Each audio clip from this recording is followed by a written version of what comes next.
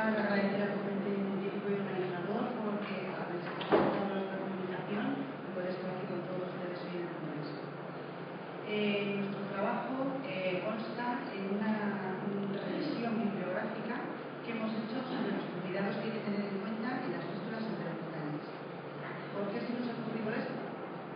Pues debido a nuestra larga trayectoria en la planta de cirugía del hospital, nos hemos dado cuenta de que las fístulas intracutáneas son una complicación importante en la cirugía del aparato digestivo. Además, esto conlleva una alta mortalidad para el paciente.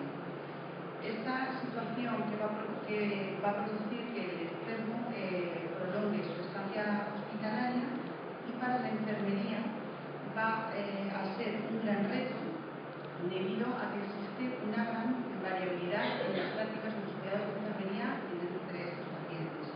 Y nuestro objetivo va a ser controlar, cuidar y realizar satisfactoriamente dicho problema.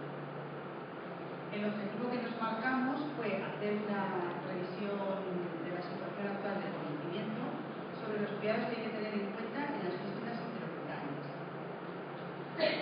A partir de unas palabras claves que buscamos como cuidados de enfermería o fístula intercutánea en el lenguaje MES, SINCAR o intestinal fístula, elaboramos una estrategia de búsqueda utilizando 4 bases de datos, que fue el índice médico español, Medline, Cochrane Library y UpToDate.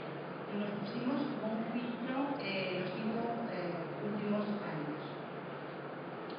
En Medline recuperamos 24 referencias, en el índice médico español 13 referencias, en UpToDate encontramos 22 documentos y en la Cochrane Library 2 documentos.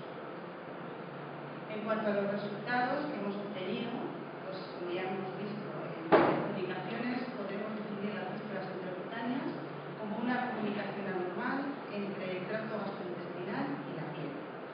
La tasa de mortalidad se estima entre el 15 y el 20%, aunque además cuando una fístula se acompaña de factores agravantes como puede ser una desnutrición, un estado séptico, esta mortalidad puede ascender incluso hasta el 60%. La clasificación de las fístulas puede ser según el origen, según estén localizadas en el tracto gastrointestinal, según el débito, puede ser bajo, menor de 200 mililitros al día, moderado de 200 a 500 y alto, más de 500 mililitros al día. La etiología pues puede ser inflamatorias, neoplásicas, isquémicas, congénitas, traumáticas o postoperatorias, que son las más frecuentes, como veis, entre un 75 a un 85%. En cuanto al tratamiento de las fístulas, hemos visto que puede ser quirúrgico o un tratamiento conservador, como todos sabemos. En cuanto al tratamiento quirúrgico, nosotros no lo vamos a mencionar porque es una materia que a nosotros no nos compete. Entonces, lo que vamos a tratar es de hacer ese tratamiento conservador. En cuanto al tratamiento de las fístulas intracutáneas, siempre tiene que ir dirigido a la estabilización del paciente, mediante una corrección del equilibrio electrolítico, un control del débito y, sobre todo, el control de la infección. En cuanto al equilibrio hidroelectrolítico nutricional, tenemos que tener en cuenta que la desnutrición está presente en el 55 al 90% de los pacientes con fístulas intracutáneas. ¿A qué es debida esta desnutrición? Pues a un aporte inadecuado de nutrientes, a un aumento de las necesidades energéticas ocasionado normalmente por el estado séptico del paciente y por una pérdida de secreciones gastrointestinales ricas en proteínas. Ante la aparición de una fístula intracutánea, tenemos que tener en cuenta que es muy importante el soporte nutricional. Y el tipo de nutrición que le vamos a poner, bien sea nutrición enteral o nutrición parenteral, va a depender de la localización de la fístula. En los estudios que hemos revisado, toda la documentación nos dice que la nutrición enteral siempre va a ser la de primera elección, porque dice que la utilización del tracto digestivo estimula el mantenimiento de sus funciones tanto inmunitarias como hormonales. Pero en el caso de tener fístulas con alto débito, más de 500 mililitros al día, también nos aconsejan utilizar asociada a la nutrición. Otro punto a tener en cuenta en el tratamiento conservador es el control del débito.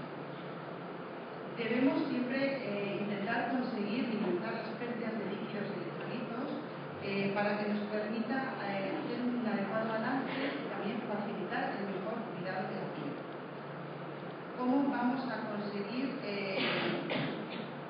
el control del débito de las fístulas? Pues simplemente con una restricción de los líquidos por parte del paciente y aparte con una reducción de las infecciones gástricas pues mediante fármacos antiinfectores.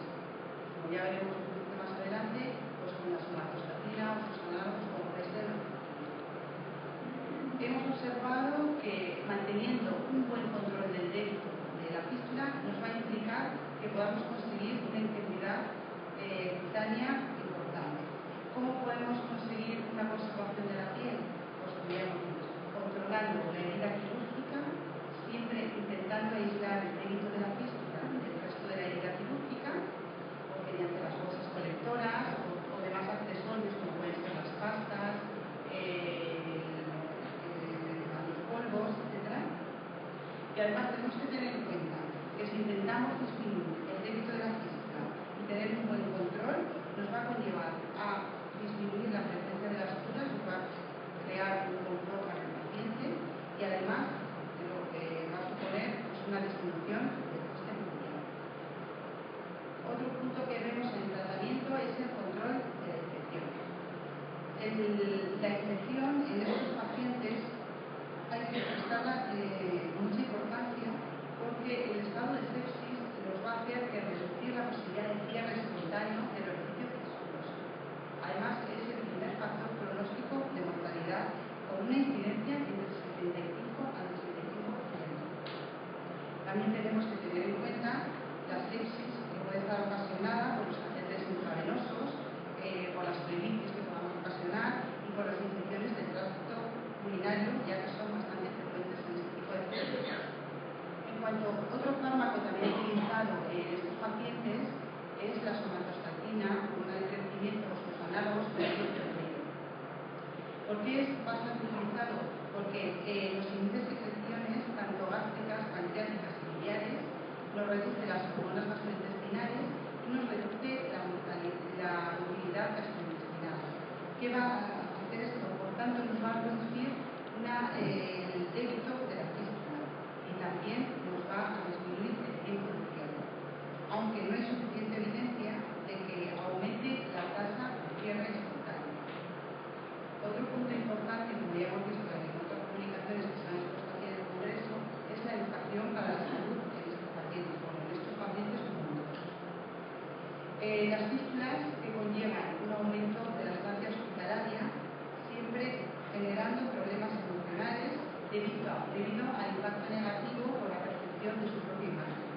También existen otros problemas añadidos a estos pacientes, como puede ser la higiene personal, el dolor que ellos piensan que producen. Entonces, debemos siempre adiestrar al paciente y a la familia en sus cuidados durante su estancia hospitalaria para cuando haya una alta hospitalaria ellos tengan más confort en casa, enseñándoles siempre todos los dispositivos y materiales que puedan estar a su alcance y siempre con apoyo emocional para intentar que participen en su autocuidado, aumentar la confianza en los profesionales y sobre todo disminuir ese estado de ánimo depresivo que presentan. Y ya como último punto voy a hablar un poquito de la terapia BAC. La terapia BAC es un sistema de aspiración sobre la herida mediante una esponja y un adhesivo. Permite el tratamiento de las fístulas, de las heridas, incluidas las fístulas, aunque ya sabemos que este punto siempre crea bastante controversia. El tratamiento de las fístulas con BAC siempre tiene que estar la fístula tutorizada mediante una sonda Foley, porque si no lo que haremos es aumentar el débito de la fístula e incluso poder producir más fístulas. En cuanto a la presión negativa, va a hacer que disminuya el edema perilesional, mejorar la